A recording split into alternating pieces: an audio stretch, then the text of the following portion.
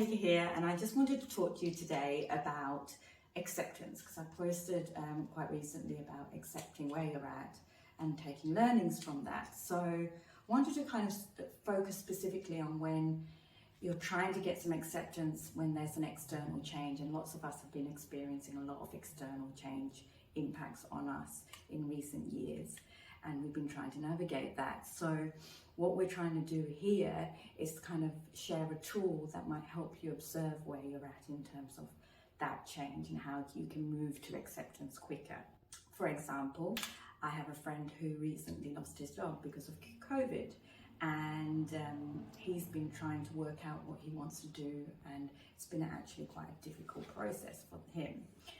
But this could be, in terms of what we're talking about, it could be even small things like you had a plan to do something, and because of certain external things out of your control, you're unable to do that plan, and that's left you feeling out of control.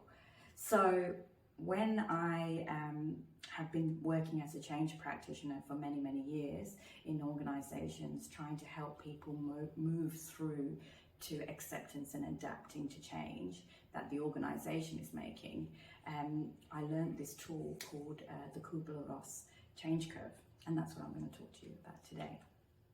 So let me draw what this looks like. So the change happens, and bang, what happens is either you go into shock or denial.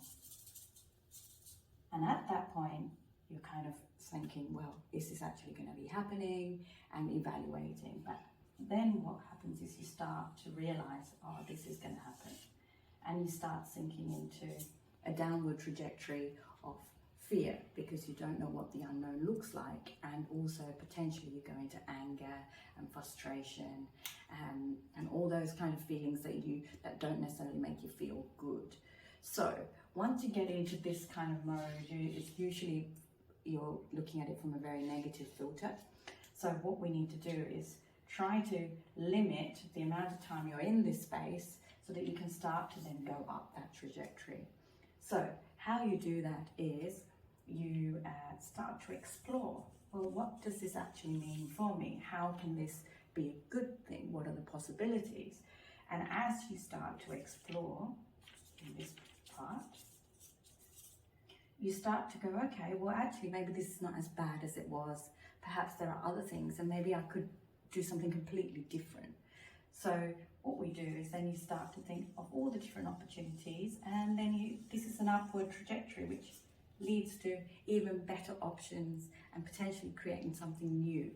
So you start at shock and denial, and then you go into this resistance of, I don't want to change.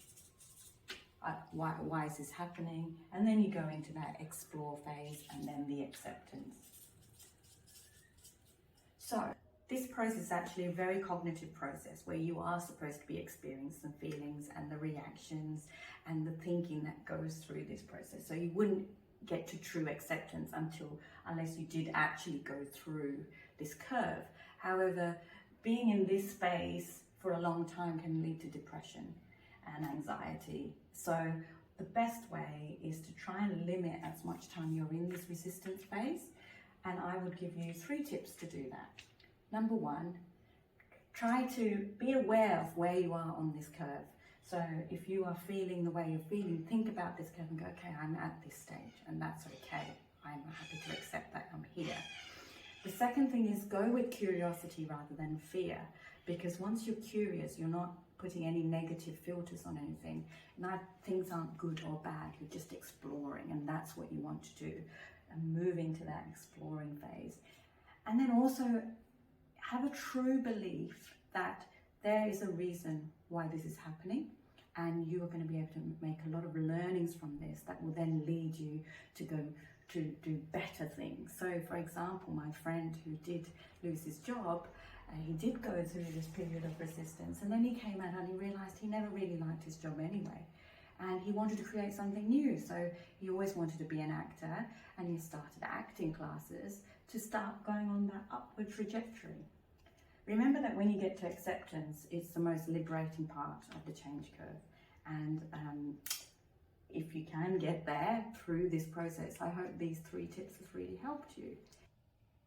if you are struggling to think about your options and possibilities and are in this space, there's loads of processes and tools that I have that I can help you with. So just send me a message. I'm more than happy to help wherever I can. Thank you.